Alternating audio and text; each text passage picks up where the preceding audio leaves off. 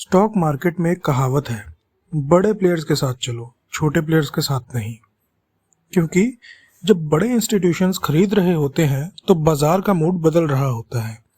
और आज हम बात करेंगे एक ऐसे इंडिकेटर की जो आपको बताता है कि बड़े प्लेयर्स क्या कर रहे हैं। वो है FII और DII डेटा। सबसे पहले समझते हैं FII और DII का मतलब क्या है। FII का मतलब होता है फॉरेन इंस्टीट्यूशनल इन्वेस्टर्स, यानी जो बड़े इन्वेस्टर्स इंडिया के बाहर से आते हैं, जैसे foreign mutual funds, hedge funds, pension funds etcetera.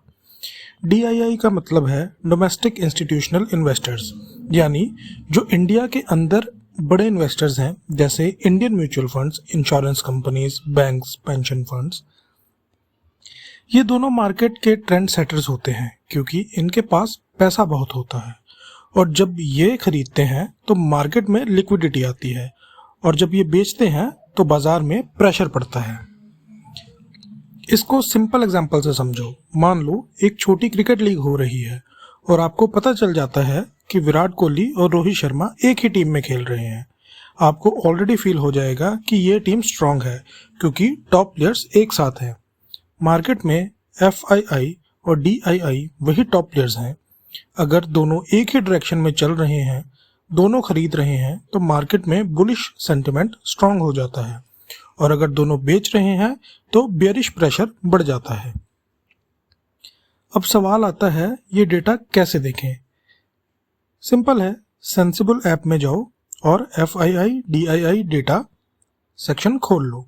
वहां आपको डेली बेसिस पे पता चलेगा कि FII ने कितना बाय किया, कितना सेल किया, DII ने कितना बाय किया, कितना सेल किया।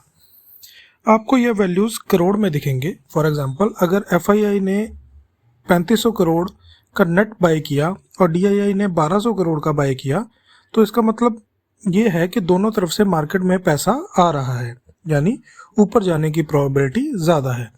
वहीं अगर FII ने 4000 करोड़ की सेलिंग की और DII ने 2000 करोड़ की बाइंग की, तो इसका मतलब है कि DII मार्केट को बचाने की कोशिश कर रहा है, लेकिन फॉरेन प्रेशर ज़्यादा है।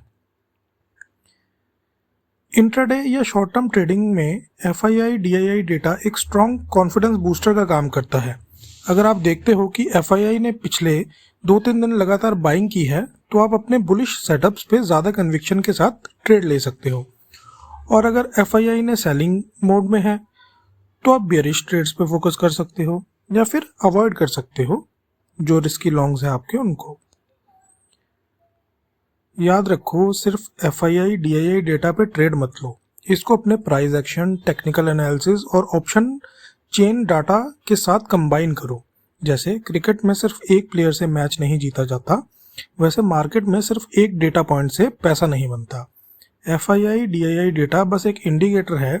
फाइनल डिसीजन हमेशा मल्टीपल कंफर्मेशंस के बाद लो। तो दोस्तों, आज से सेंसिबल में जाकर हर शाम FII DII डेटा चेक करना शुरू करो। मार्केट के मूड को समझने का ये एक इजी और पावरफुल तरीका है। बड़े प्लेयर्स के साथ चलो क्योंकि जब उनके हाथ में बॉल होती है तो मैच का डायरेक्शन वही डिसाइड करते हैं। और एक बात और दोस्तों, मेरी शुरुआत छोटी है पर मेरी एंडिंग बड़ी होगी।